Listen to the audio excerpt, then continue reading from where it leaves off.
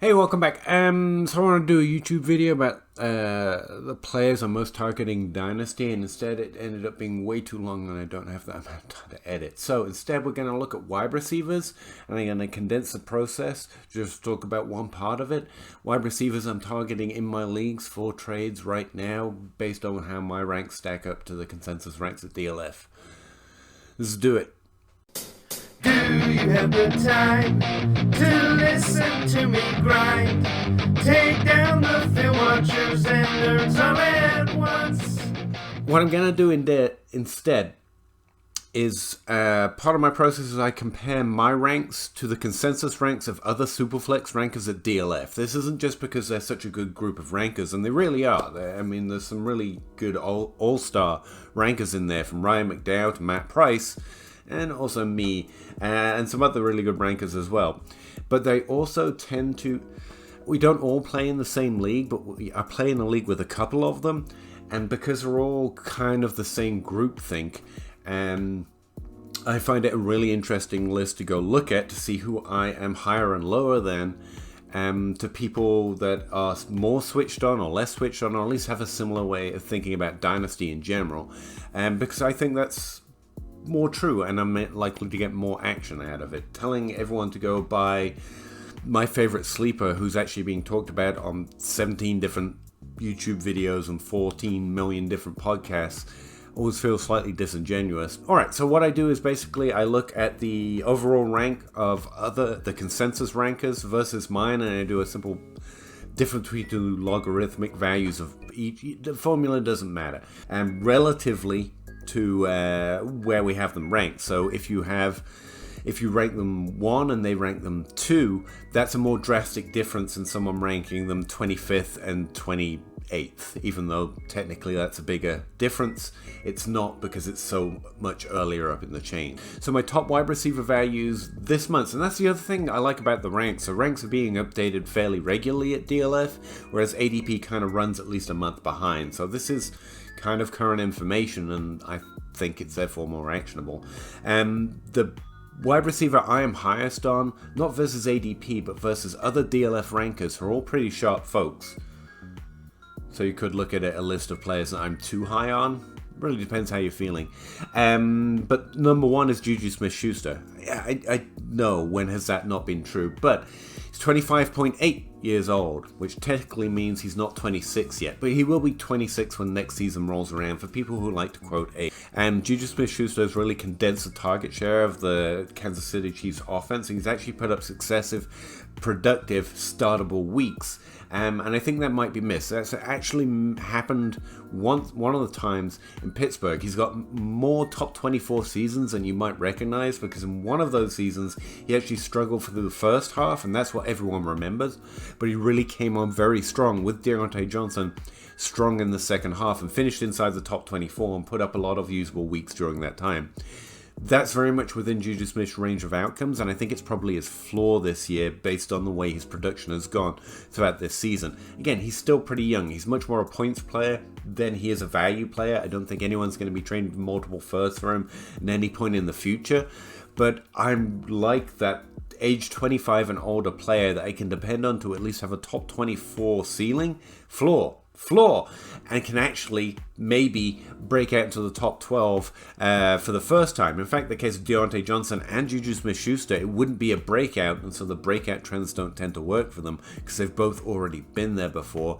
He is on a 1-year contract in Kansas City, but I'm willing to take that ride based on where his value is right now. And again, consensus rankers are still valuing him. They don't dislike him. They're taking him around about the 8th round overall. I'm more willing to take a shot at him in the 5th or the 6th, and that measures on the biggest difference across all the wide receivers between me and the consensus rankers right now.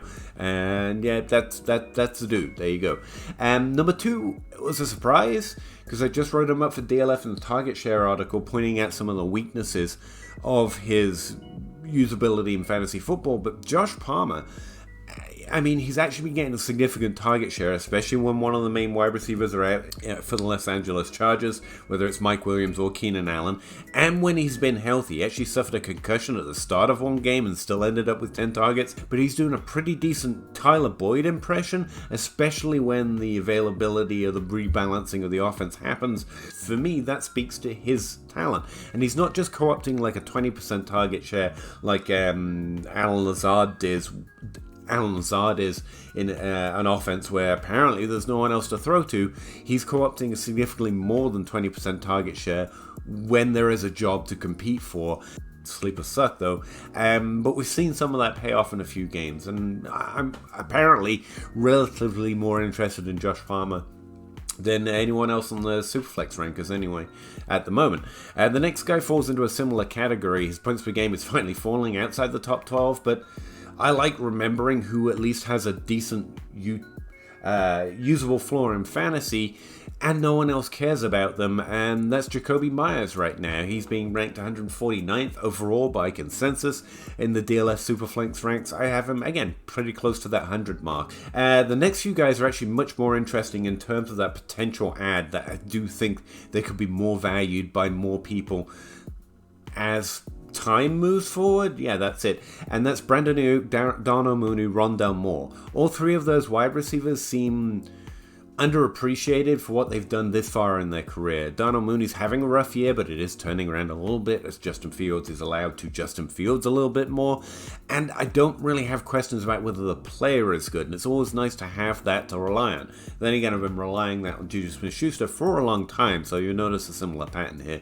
But Darnell Mooney's been ranked 98th overall on average by the DLF Superflex rankers, and I've got him close to the wide receivers overall 72 pick, so I'm willing to take a shot at him in the 8th round, whereas they're more waiting to the 10th round, and I just think there's more value in Darnell Mooney, and if the offense can keep turning it around and the offseason can continue that build, I think there's a lot more ceiling in Darnell Mooney yet. And so, yeah, I'm just a little more in on him by 20 picks or so than the consensus rankers. Brandon Ayuk, similar argument, and can't forget how great he was. He literally was. His performance, not just his rank in points per game, was great in his first season. But we've seen him consistently be a top 24 wide receiver with Deebo Samuel. And now with George Kittle and Deebo Samuel coming in and out the lineup, he's still relatively young. He's early in his career. He's already broken out into the top 24 in points per game, and I think he's going to finish in the top 24 this year. He's a big, fast, big-bodied wide receiver. Don't know why I said big twice. For the BMI crowd, I guess, who's relatively young, who we already have a pretty good sense that this player is an above average player doing the things that we like in fantasy in terms of earning targets, even in a congested offense, and putting up fantasy production. I kind of like him a lot. Again, he's been drafted overall around the 70, or he's been ranked overall around about 71. Overall, the 71st pick off the board, according to the consensus rankers. That's where they will be comfortable taking him. I'm taking him about 20 spots higher than that. I'm a full round different than the consensus ranks on him right now. I see more upside in his value than they do right now. The next guy, like I said, is Rondell Moore. They're taking him overall 110th.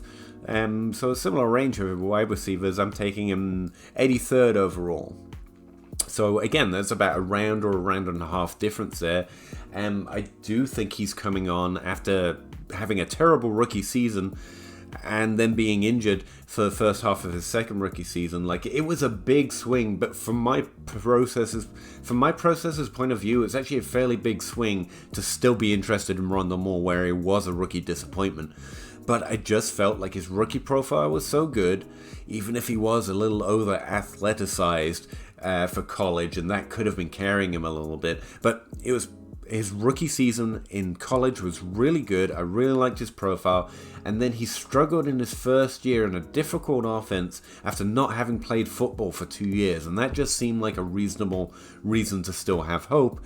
And he really has come on as wide receiver 2 in Arizona, and he's he's at least got top 24 in his range of outcomes, and if you're getting that outside the top 100 picks, I think that's really interesting in Dynasty.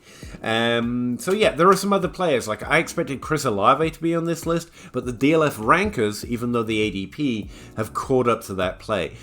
Michael Thomas, these two rank as top 10 values at the wide receiver position compared to DLF rankers, but I'm actually relatively close to where the rankers are. I think most of us are aware of the potential upside in Michael Thomas and the upside that's already present in Chris Olave. So by the time you get down to that 10th rank, there's not a lot of separation, even measuring it as strictly as I can, between me and where that average group are. So those are the wide receivers that stand out most when I compare my ranks to DLF rankers. Let me know what you think about them or who I'm missing, but those are the players I'm most likely to send trade offers on. Or add to trades, or see how my league mates are feeling about those players when I go looking for potential ways to improve my roster. David Bell's on that list too, but it's just too painful to talk about right now. Okay. I'll try and run through running back and tight end and maybe even quarterback before next Friday and try and throw those videos up too. But trying to do it all in one was just too much. Let me know what you think of that list. I need those likes and subscribes. No, I'm kidding. Really appreciate it, everyone, and I'll see you again in the next video. Thank you. Bye. Hey, thanks for checking out another video. If you could like, subscribe, comment, that'd all be great. But also check out the rest of the channels. Follow my Patreon link to see what I'm up to over there. And the Linktree link, I guess, is going to take you to easy access to my podcast, the articles I'm writing over there at DLF, as well as most of the other things I'm up to. I'd really appreciate it. Thanks very much.